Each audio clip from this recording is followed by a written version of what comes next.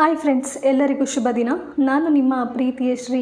ಈ ಒಂದು ಹೊಸ ವಿಡಿಯೋಗೆ ತಮಗೆಲ್ಲರಿಗೂ ಆತ್ಮೀಯವಾದ ಸ್ವಾಗತವನ್ನು ಕೋರುತ್ತಿದ್ದೇನೆ.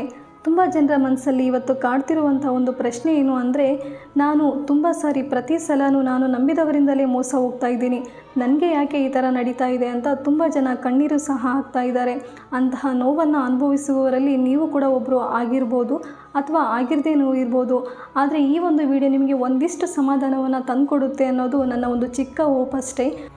ಮೊದಲೇದಾಗಿ ನಾವು ಯೋಚಿಸಬೇಕಾದಂಥ ಒಂದು ಅಂಶ ಏನು ಅಂತಂದರೆ, ಒಳ್ಳೆಯತನ ಒಳ್ಳೆಯದೇ, ಆದರೆ ಅತಿಯಾದ ಒಳ್ಳೆಯತನ ಕೂಡ ನಮಗೆ ಕೆಟ್ಟದನ್ನು ಮಾಡಬಲ್ಲದು ಅಂತ ದೊಡ್ಡವರು ಹೇಳ್ತಾರೆ. ಅಂದರೆ ಅತಿಯಾದರೆ ಅಮೃತ ಕೂಡ ವಿಷ ಅಂತೆ. ಸೊ ಹಾಗಾಗಿ ಈ ಒಂದು ಸ್ವಾರ್ಥ ಪ್ರಪಂಚದಲ್ಲಿ ನಮ್ಮ ಒಳ್ಳೆಯತನನ ಅಥವಾ ಪ್ರೀತಿನ ಅರ್ಥ ಮಾಡಿಕೊಳ್ಳುವವರಿಗಿಂತ ಅದನ್ನು ದುರುಪಯೋಗಪಡಿಸಿಕೊಳ್ಳುವವರ ಸಂಖ್ಯೆ ತುಂಬಾ ಜಾಸ್ತಿ ಇದೆ. ಸೊ ಹಾಗಾಗಿ ಅವರು ನಮ್ಮ ಒಳ್ಳೆಯತನನ ಬಳಸ್ಕೊಂಡು ನಮ್ಮಲ್ಲೇ ಒಂದು ಮೈನಸ್ ಪಾಯಿಂಟ್ ಅಥವಾ ವೀಕ್ನೆಸ್ ಪಾಯಿಂಟ್ನ ಇಟ್ಕೊಂಡು ತಮ್ಮ ಬೇಳೆನ ಬೇಯಿಸ್ಕೊಳ್ಳೋದಕ್ಕೆ ಅದನ್ನು ದುರುಪಯೋಗಪಡಿಸ್ಕೊಳ್ತಾರೆ. ಪರಿಚಯವಾದ ಹೊಸತನದಲ್ಲಿ ಎಲ್ಲನೂ ಕೂಡ ಚೆನ್ನಾಗಿಯೇ ಇರುತ್ತೆ. ಇಡೀ ಪ್ರಪಂಚದಲ್ಲಿ ಅವರನ್ನು ಬಿಟ್ಟರೆ ನಮ್ಮನ್ನು ಯಾರೂ ಕೂಡ ಇಷ್ಟು ಕೇರ್ ಮಾಡೋದಿಲ್ವೇನೋ ಅನ್ನೋಷ್ಟರ ಮಟ್ಟಿಗೆ ಅವರು ನಮ್ಮನ್ನು ನಂಬಿಸಿ ಬಿಟ್ಟಿರ್ತಾರೆ. ಸೊ ಹಾಗಾಗಿ ಅವರು ನಮ್ಮ ಒಳ್ಳೆತನನ ಯಾವ ರೀತಿಯಾಗಿ ಯೂಸ್ ಮಾಡ್ಕೋಬೇಕು ಅಂತ ಪ್ರತಿ ಸಾರಿನೂ ಯೋಚಿಸ್ತಾ ಇರ್ತಾರೆ. ಸೊ ಹಾಗಾಗಿ ಅವರು ನಮ್ಮ ಫೀಲಿಂಗ್ಸ್ಗಳ ಜೊತೆ ಆಟಾಡೋದಕ್ಕೆ ಶುರು ಮಾಡ್ತಾರೆ. ಮತ್ತು ಪ್ರತಿ ಸಾರಿನೂ ಯಾವುದೋ ಒಂದು ಕಾರಣ ಹೇಳಿ ನಮ್ಮ ಮನಸ್ಸಿಗೆ ನೋವು ಮಾಡುವಂತಹ ಕೆಲಸಗಳನ್ನು ಪದೇ ಪದೇ ಮಾಡ್ತಾನೇ ಇರ್ತಾರೆ. ಆದರೆ ಈ ಒಂದು ಮುಖವಾಡದ ಬದುಕು ತುಂಬ ದಿನ ಉಳಿಯೋದಿಲ್ಲ. ಯಾಕಂದರೆ ಆ ಭಗವಂತನಿಗೂ ಕೂಡ ಗೊತ್ತಿರುತ್ತೆ ಇವರು ಇನ್ನೂ ಮೋಸ ಹೋಗೋದು ಬೇಡ ಅಂತ. ಅಂದರೆ ನಾನಿವಾಗ ಅಂಡರ್ಸ್ಟ್ಯಾಂಡ್ ಮಾಡಿಸ್ಬೇಕು ಅಂತ ಅಂದ್ಕೊಂಡಿರೋ ಪಾಯಿಂಟ್ ಏನು ಅಂತಂದರೆ, ನೀವೇ ಯಾಕೆ ಪದೇ ಪದೇ ಮೋಸ ಹೋಗ್ತಾ ಇದ್ದೀರಾ? ನೀವು ಮತ್ತೊಬ್ಬರನ್ನು ನಿಮ್ಮವರು ಅಂತ ಅಂದ್ಕೊಂಡು ಅವರ ಕಷ್ಟ ದುಃಖಗಳಿಗೆ ನೀವು ಸ್ಪಂದಿಸ್ತಾ ಹೋಗ್ತಾ ಇದ್ದೀರಾ. ಆದರೆ ನಿಮ್ಮ ಆಸೆ ಕನಸುಗಳೆಲ್ಲ ಇಲ್ಲಿ ಮೂಲೆ ಗುಂಪಾಗ್ತಾ ಇದ್ದಾವೆ. ಇದ್ರ ಬಗ್ಗೆ ನಿಮಗೆ ಒಂದಿಷ್ಟು ಗಮನವೇ ಇಲ್ಲ.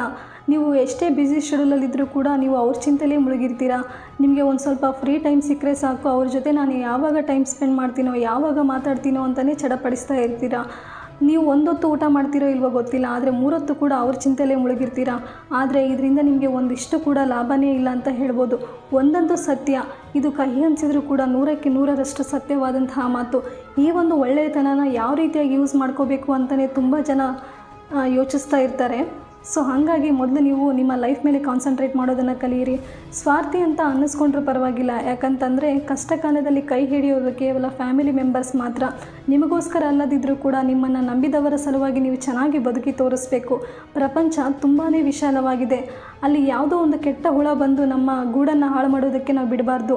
ಹಾಗೆಯೇ ನಮ್ಮ ಲೈಫಲ್ಲಿ ಕೂಡ ನಮ್ಮ ಬೇಸರಕ್ಕೆ ಕಾರಣವಾದಂತಹ ವ್ಯಕ್ತಿಗಳನ್ನು ನಮ್ಮ ಲೈಫಿಂದ ದೂರ ಇಟ್ಬಿಡಬೇಕು ಅಷ್ಟೇ. ಸೊ ಹಾಗಾಗಿ ಇವತ್ತು ನಾವು ಒಂದು ಪ್ರಾಮಿಸನ್ನು ಮಾಡ್ಕೊಳ್ಳೋಣ. ಅದು ಏನು ಅಂತಂದರೆ, ನಮ್ಮ ಖುಷಿನ ನಾವೇ ಕಂಡ್ಕೋಬೇಕು, ಆ ಖುಷಿನ ಹಾಳು ಮಾಡೋದಕ್ಕೆ ಇನ್ನೊಬ್ಬರಿಗೆ ಅವಕಾಶ ಮಾಡಿಕೊಡ್ಬಾರ್ದು ಅಂತ. ಸೊ ಹಾಗಾಗಿ ಈ ಒಂದು ವಿಡಿಯೋನ ಇಲ್ಲಿಗೆ ಎಂಡ್ ಮಾಡ್ತಾ ಇದ್ದೇನೆ. ಈ ವಿಡಿಯೋ ಇಷ್ಟ ಆಗಿದ್ದರೆ ಲೈಕ್ ಮಾಡಿ, ಶೇರ್ ಮಾಡಿ, ಸಬ್ಸ್ಕ್ರೈಬ್ ಮಾಡೋದನ್ನು ಮರಿಬೇಡಿ. Thank you for watching.